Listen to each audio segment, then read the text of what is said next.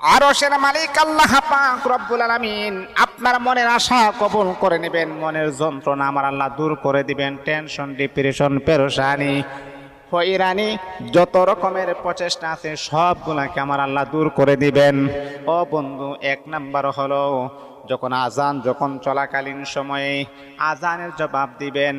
আজানের জবাবের পরে আল্লাহ পাক রব্বুল আলামিনের কাছে যেই কোনো দোয়া করবেন, আমার আল্লাহ সাথে সাথে আপনার দোয়াটাকে কবুল করে নেবেন। তাহলে মুসলমান বন্ধুগণ, এক নাম্বার হলো আজানের পরে আজান চলাকালীন সময়ে। দুই নাম্বার হলো পয়গম্বর বলেন, যখন আকাশ থেকে যখন বৃষ্টি যখন বর্ষণ হয়, আকাশ থেকে যখন বৃষ্টি যখন নাজিল হয়, ওই বৃষ্টি যখন পড়বে, বৃষ্টির সময় যদি আপনি আল্লাহ পাক রব্বুল আলামিনের কাছে দোয়া করেন, আমার আল্লাহ বলে বান্দারে এই